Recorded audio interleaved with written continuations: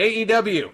Let's talk about All Elite Wrestling. Boy, you look online at social media, Twitter, Facebook, and AEW is it's a very divisive issue. I don't understand why, in all honesty, because I cannot see the downside in a new promotion sprouting up and trying to compete in some way with WWE.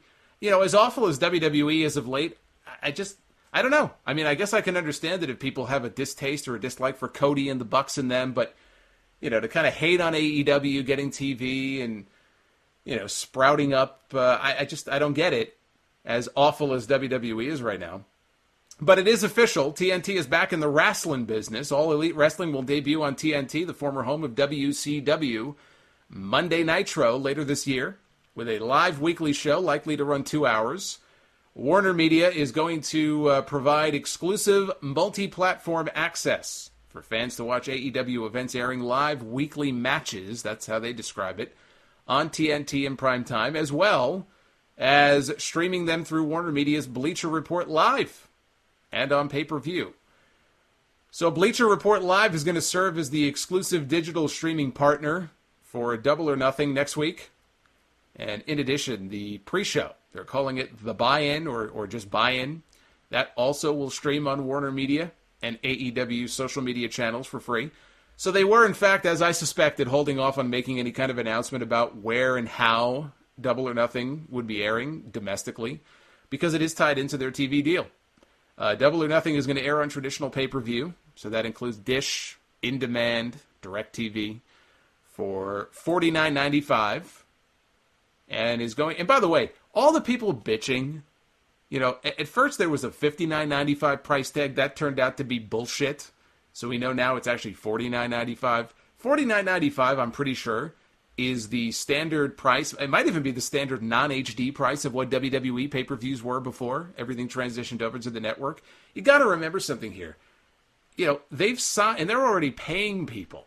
They're paying Chris Jericho and Cody and the Bucks and Omega, and in some cases paying for their health insurance if you are an executive in the company. So of course they're going to charge $49.95 for their first show. What did you expect? I mean, did you honestly believe it was going to be, what, $20? They got to pay these people somehow. So I don't see what the big deal is. $49.95, they're going to stream through Turner's Bleacher Report platform, as I said, for non-U.S. viewers. All you international people out there, you can watch the pay-per-view through the Fight TV app. So that is how you can watch it. Now, I want to just read a few quotes here from the press release. AEW offers fans less scripted, soapy drama and more athleticism and real sports analytics, bringing a legitimacy to wrestling that has not been previously had. Wrestlers will be given more freedom to explore their characters and highlight their athletic abilities, introducing statistics to wrestling for the first time ever.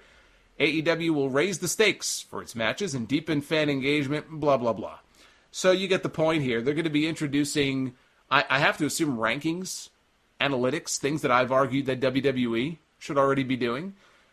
Cody has also said that there will be no scripting of promos during their shows. They want to do the opposite of what WWE does when it comes to promos, so they've already won me over, at least on that.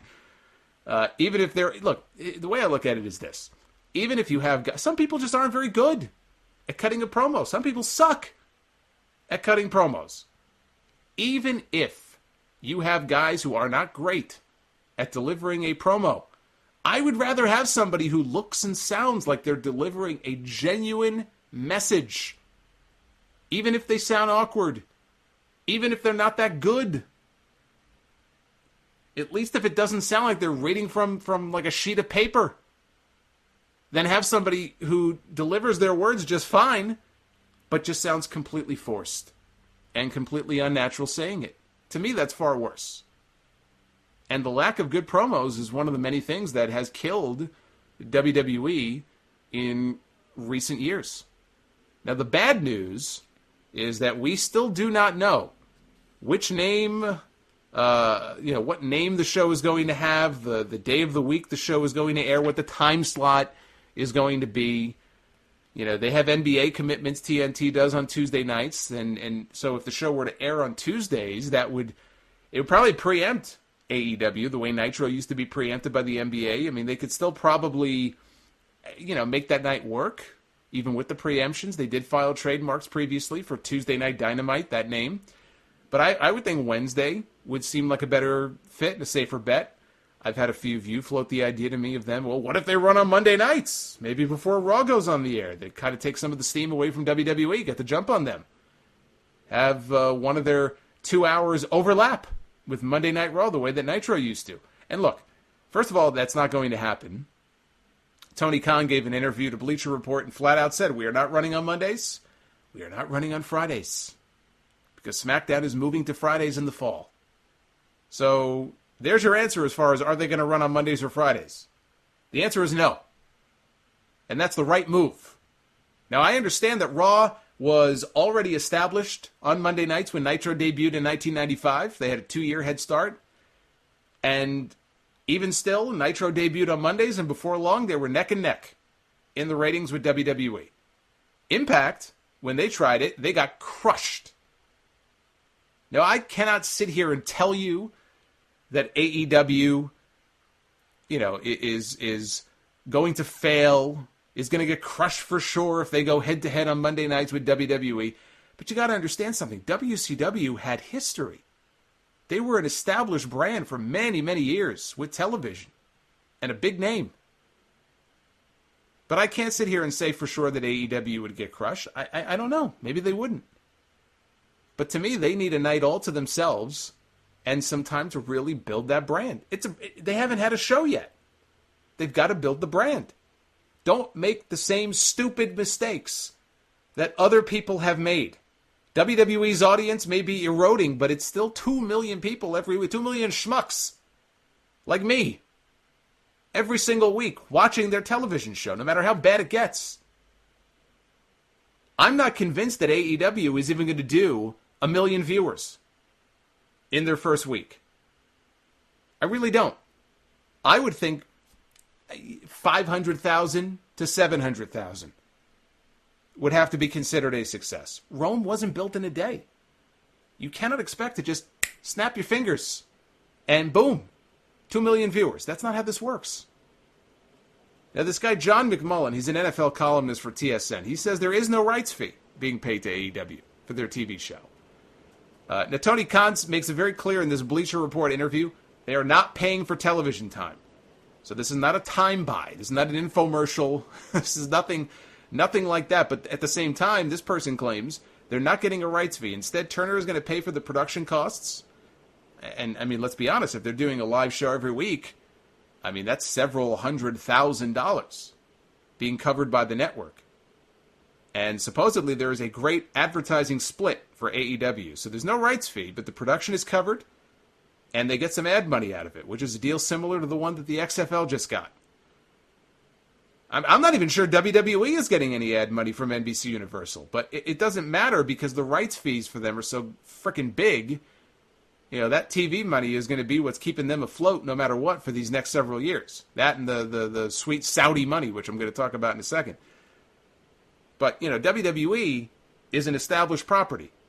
AEW is effectively a startup. That's what they are. They're also being treated like Turner as a sports property. But the bottom line is, like the XFL airing its games on Fox and ABC and ESPN, it's the exposure. That's what AEW is going to get from being on TNT and being promoted by Turner. That is going to tell the story of how successful this is. And if it succeeds, in a few years, they'll be collecting rights fees just like WWE does. Maybe not as high, but they'll be making money. And if it doesn't succeed, well, I hope the Khan family can absorb some big losses for a while without giving up on the whole thing. Bob Carter lost a lot of money for a very long time with TNA, and he held out longer than he probably should have because of his daughter. It was a vanity project. How much is Shad Khan potentially willing to lose on this? I mean, I know he's a multi-billionaire, but at what point if this thing starts losing money, does he say, I'm not losing money anymore? Or does AEW find the right formula to become a profitable company? Tony Khan seems to think that they're going to be profitable come next year. He thinks in 2020 they can be profitable. You know what? I hope so. And every single person listening to this right now should hope for the same thing. If you are a true wrestling fan, you should hope that this thing succeeds. Earl Hebner, he is All Elite. Earl Hebner has signed on to be a referee for All Elite Wrestling, as has Paul Turner, which is a name that many longtime Ring of Honor fans probably know. He will serve as the head referee. He quit ROH to come work for AEW. Now, I'm going to run down the Double or Nothing card later on in the show. I'll give some predictions. I'll be taking your phone calls in a little bit here about this AEW news, taking phone calls from you guys. What do you think about wrestling being back on TNT and WWE finally having some real competition for eyeballs for the first time since Impact went live on Spike in 2010? And of course, you go back before that, since Nitro aired on TNT. Yeah, there's a lot of wrestling out there right now.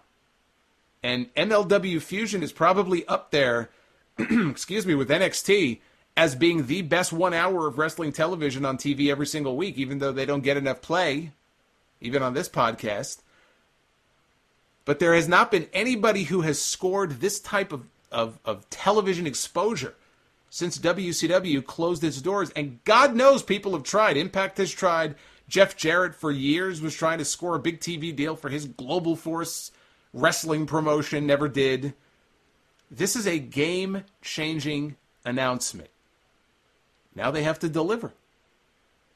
But they've been handed the keys to the Corvette. It's up to them whether or not they crash and burn. But I want to know what you guys think. What do you want to see from this new AEW show? As a wrestling fan, what is the number one thing that you would like to see from AEW with their new television show that would get you watching again? If you're one of these people, and I hear from you guys every week, I don't watch Raw. I don't watch Raw. I don't watch SmackDown. I just listen to your show. And I listen to other podcasts. I hear this every single week from people. And the reality is, what is it going to take to get you to watch AEW and get back into wrestling again?